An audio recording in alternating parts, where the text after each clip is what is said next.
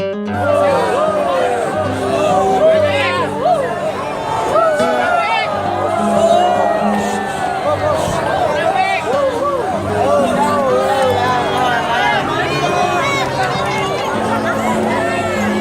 tiga Pak, tiga Pak.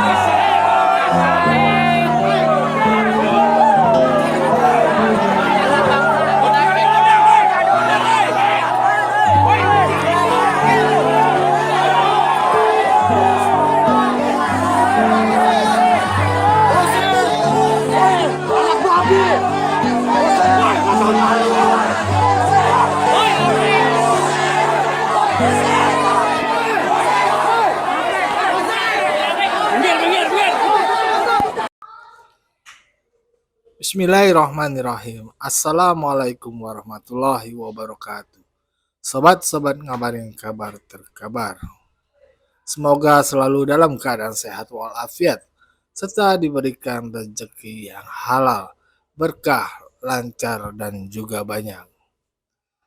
Ya, itu tadi adalah sebuah video tayangan ketika Pak Jarod diusir oleh para pendukung Anies Baswedan di tahun 2017. Itu di Masjid Atin. Itulah yang mengerikan. Yang menurut saya mengerikan ya. Sesama muslim saling menyerang gara-gara hanya pilihan politik yang sifatnya hanya sementara dunia.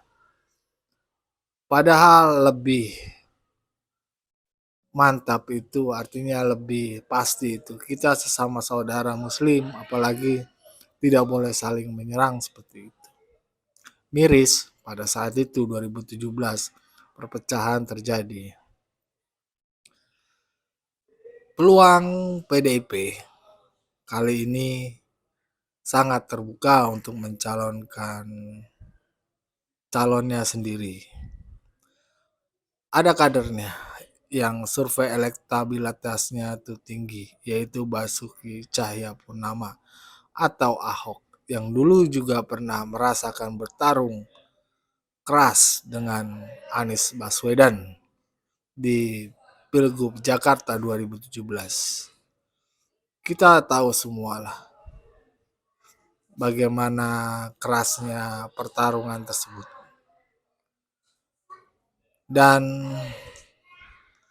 kali ini ada wacana bahwasannya PDIP akan mengusung Anies Baswedan.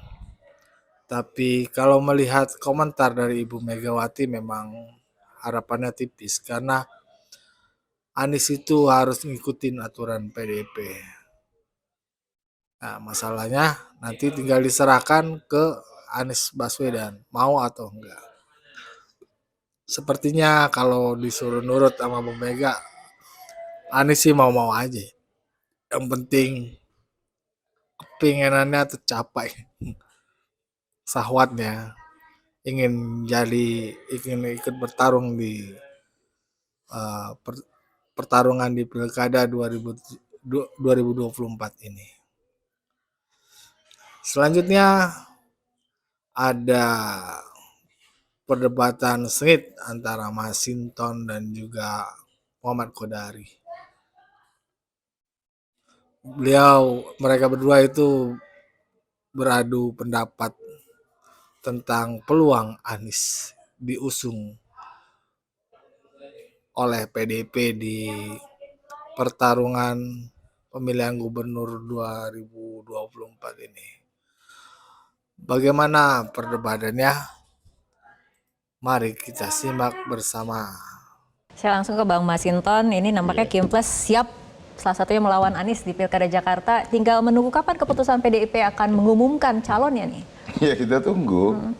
Kalau ditanya itu kan ada presiden PDI Perjuangan juga di last minute mendaftarkan. Jadi artinya bahwa PDI Perjuangan akan menggunakan putusan MK ini untuk mendaftarkan ya calon yang diusung untuk ke KPU Jakarta nanti dan di seluruh Indonesia juga begitu. Soal kader bukan kader mengenai pernyataan Bu Mega memberikan syarat Anies tunduk pada aturan partai ini seperti apa memaknainya? Oh iya, Bu Mega pasti begitu. Beliau kan ketua umum partai dan beliau selalu menyampaikan terhadap baik itu kader maupun non kader ketika mau diusung oleh PDI Perjuangan ya tunduk pada garis ideologi program dan aturan main organisasi. Nah itu ya normatifnya memang harus begitu dan Bu Mega sebagai ketua umum beliau selalu tegas dengan itu agar semua orang ikut dengan partai itu bukan karena menjadikan partai sebagai kendaraan. Ada nilai etik yang harus diperjuangkan dan juga keyakinan dalam ideologi perjuangan itu. Oke, tapi kalau Mas Kodari menilainya melihat sejarah dari PDIP akan mengusung sosok yang dari partai atau ada kemungkinan non partai ataupun non kader juga? Ya, pertama kan selama ini PDI Perjuangan tuh diteguhkan sebagai partai kader ya, yang betul-betul memprioritaskan kader dan memang selama ini track recordnya PDI Perjuangan itu mengedepankan kader itu saya lihat agak lebih dibandingkan dengan partai yang lain. Buat PDI Perjuangan walaupun surveinya rendah, tapi karena dia kader itu sering diberikan kesempatan gitu ya. Banyak contoh di Bekasi, di Jawa Barat, di berbagai tempat lah. Itu udah fakta sejarah. Tapi di Sumatera Utara strateginya agak berbeda seperti itu Mas Kodari? Iya, ya. Nah ini yang nomor 2 nih, nomor 2 ya masuk nomor 2. Nomor 2 Ibu Mega tadi tuh mengatakan begini bahwa kemarin kemana aja? Nah ini kan konteksnya adalah Pilpres gitu. Jadi Pak Anies itu dianggap berbeda jalan dengan PDI Perjuangan. Yang kedua mau nurut apa enggak? Nah nurut itu pengertiannya saya kira 2 ya. Pertama mungkin kalau dia kader maka dia kemudian patuh atau tidak dengan pimpinan partai. Yang kedua mau nurut enggak dengan ideologinya PDI Perjuangan sebagai partai nasionalis. Saya melihat di situ agak susah karena apa?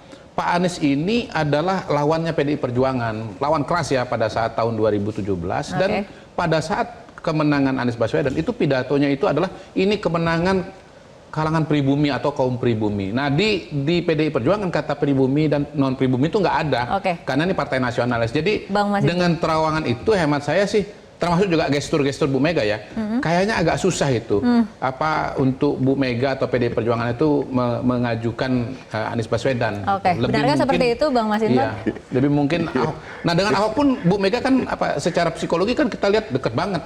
Beberapa kali acara satu mobil Bu Mega, Ahok dan Mas Nanan gitu loh. Nggak pernah saya ngelihat Bu Mega, Mas Nanan, Anies, nggak pernah itu. Bang Masinton, apakah seperti itu? Jadi ya sulit. Kalau saya diskusi itu biasanya dengan pemikiran yang rasional, tidak dengan terawangan yang ini rasionalitas murni, tolong dibantah. Di mana rasional yang saya sampaikan ini? Subjektivitas Mas Kodari ini terhadap Anies itu sangat tinggi. Begitu loh. Betul nggak PDI Perjuangan partai kader, Bang Masinton? Yes, sekarang Anies kader bukan? Kalau dibandingkan dengan Ahok, mana yang lebih kader? Oh iya, dalam konteks kader iya. Pasti. Berarti logis dong. Iya, dalam konteks itu logis. Tapi apakah tadi PDI Perjuangan bakal mau mencalonkan atau apa itu? Itu menurut saya urusan sisi yang lain, Pak Kodari. Bahwa begini nih ya, dalam berpartai itu ya, tidak semua itu harus melulu kok. Maka tadi saya katakan, kalau terawangan Pak Kodari ini kan sangat tendensius lah kepada Anies gitu loh. Lu enggak, tadi kan saya udah nanya, PDI partai kader bukan? Iya. Oke. Sekarang Anies kader bukan? Bukan. Ahok kader bukan? Iya. Berarti kan logisnya Bang Mas Lah Hinton. iya, Ahok. di Sumatera Utara Pak Edi kader. Kan Iya, tidak. Artinya Gini, dalam Ahok itu konteks elektabilitasnya tinggi. Kalau di Sumatera Utara kan nggak ada yang tinggi selain Edi Rahmayadi. Tapi kalau di Jakarta kan PDI punya pilihan. Anies tinggi tapi Ahok juga tinggi. Kecuali kalau nggak ada yang tinggi. salah itu gitu loh. Data kok yang bicara di mana salahnya, Pak? Lah bukan, kan Pak Kodari ini pengen mendikte PDI untuk tidak mencalonkan Mana Anies. berani saya mendikte? Enggak, Nggak berani saya mendikte. Tendensinya kan itu ingin Nggak, saya mendikte membela PDI PDI. Perjuangan. Oke, baik Mas Kodari dan juga Bang Mas Hinton, kita akan dengarkan pendapat dari Prof. Wiwik lebih dahulu. Prof. Wiwik, jika kemudian peta politik terutama di Pilkada Jakarta ternyata kemudian yang berhadapan-hadapan adalah calon yang diusung oleh Kimples Ridwan Kamil dengan misalnya kemudian PDIP akan mengusung berbagai macam tokoh, mungkin ada Ahok atau mungkin Anies juga, ini bagaimana kansnya? Ya, kita mesti hati-hati ya dalam menganalisis politik Indonesia yang sangat dinamis seperti ini. Dan tentu ya, dalam politik itu tidak ada yang absolut, Mbak Fitri. Tidak ada yang absolut. Sangat kontekstual, gitu ya, sangat kontekstual. Jadi yang tadinya bertanding, kompetisi, lalu untuk pemilu yang akan datang atau pilkada yang akan datang malah berkoalisi. Jadi kita tidak boleh sempit berpikir, apalagi karakteristik dari politik Indonesia itu sangat kontekstual. Apakah lalu kalau kader itu menjamin yang bersangkutan itu sangat loyal, setia dan tidak berkhianat, gitu kan? Lalu betul-betul berkomitmen gitu. Tidak ada jaminan sama sekali, gitu ya. Apakah kalau non kader itu gitu selalunya buruk gitu dan sebaliknya gitu. Jadi menurut saya sekarang bagaimana komitmen itu atau mungkin MOU-nya gitu ya dilakukan antara tentu partai itu dengan calon kan gitu. Maka calon ini yang kita harapkan sistem kaderisasi siapapun yang sudah diusung oleh partai tadi itu patutnya diawasi gitu, tidak dilepas gitu ya, diawasi juga bagaimana kinerjanya ketika sudah menjadi katakan nanti wakil di legislatif gitu ya, di lembaga legislatif, lalu juga menjadi katakan seorang pemimpin di eksekutif, itu partai juga harus mengawasi, ikut apa ya istilahnya itu mengawal, tidak dilepas begitu saja. Supaya apa? Bagaimanapun juga noktah ataupun keberhasilan sebaliknya seperti itu juga akan berpengaruh terhadap partai. Maka yang kita harapkan ya tentu dalam kompetisi kontestasi jangan lupa orang berkompetisi ya, partai-partai yang berkompetisi ini inginnya menang gitu kan. Jadi tidak sekedar ini tidak ideologinya tidak sama dan sebagainya, ingin menang gitu loh. Jadi kata kuncinya itu ingin menang. Maka ketika ingin menang, mulailah lembaga survei ini menunjukkan wah ini on the top selalu gitu kan, siapa yang sangat bagus dan sebagainya. Nah kita harus rasional dan harus memberikan pembelajaran bahwa pengalaman empirik selama ini menunjukkan gitu ya bagaimana kompetisi kontestasi di pilkada yang sejak 2005 Juni 2005 sampai 2024 ini apakah kita menapaki satu kualitas yang bagus kan gitu, satu lesson learn yang bagus. Maka inilah taruhan bagi Indonesia di pilkada serentak di 545 daerah ini, kita ingin menyaksikan gitu ya. Baik. Siapapun yang menang itu memang yang bagus. Jadi dengan cara kompetisi yang free and fair, bukan dipaksakan pokoknya menang kan gitu. Ya. Oke. Dari Bang Mas Hinton, PDIP seperti apa strateginya? Memang ingin menang dengan kemudian melihat elektabilitas siapa yang tinggi atau memang ingin mengusung ataupun mengajukan yang terbaik? Ya tentu yang pertama pasti ya semua partai politik itu ingin menang dengan mengajukan kader terbaiknya. Kan gitu ya. Tapi kan nanti lagi-lagi ya kita kan akan melihat potret dan dinamika yang ada dalam lapangan politiknya. Tapi elektabilitas akan menjadi faktor utama untuk menentukan siapa yang akan mengusung atau siapa yang akan diusung? Ya satu di antaranya, tapi itu bukan hal yang absolut dalam menentukan, memutuskan siapa yang akan diusung. Tapi itu sebagai acuan saja begitu loh. Jika A, jika B begitu ya. Nah jadi bagi PDI Perjuangan tentu dalam setiap kontestasi ya harus bisa memenangkan itu, karena disitulah kader-kader partai akan bekerja dan bergerak untuk memenangkan kandidat. Oke, baik, terakhir ke Mas Kodari, ini mengenai peta politik ataupun peta kompetisi usai kemudian revisi Undang-Undang Pilkada dibatalkan, aturan mengacu pada putusan MK, dan kemudian apakah ini akan mengubah secara signifikan peta politik di Pilkada, terutama mungkin yang paling panas ada Pilkada Jakarta.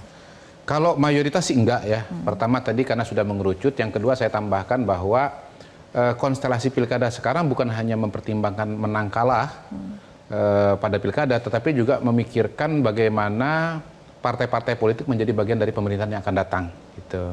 Dan menurut saya tahun 2024 variabel itu pengaruhnya besar terhadap pilkada. Dan itu menjadi variabel yang dalam tanda kutip bisa mengerem opportunity yang dibuka oleh keputusan Mahkamah Konstitusi. Jadi partai-partai yang ya, tiba-tiba pada hari ini eligible gitu ya, bisa memenuhi persyaratan untuk mengajukan calon sendiri, belum tentu menggunakan hak itu. Kenapa? Karena dia ingin menjadi bagian dari kapal besar koalisinya kabinetnya Pak Prabowo dan Mas Gibran ke depan. Gitu. Jadi ya kecuali beberapa daerah yang memang notabene belum putus ya, kayak di Jakarta misalnya. Tapi kalau daerah-daerah yang putus rasanya nggak akan berubah banyak. Sebagaimana tercermin dari pernyataan PKS ya, yang mengatakan bahwa ya walaupun ada keputusan MK, tapi kami tetap bersama dengan pasangan Ridwan Kamil.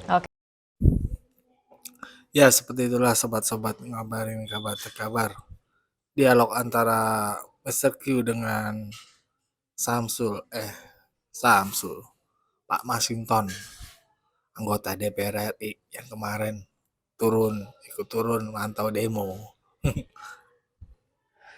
Bagaimana nih menurut kalian peluang Anies diusung oleh PDIP?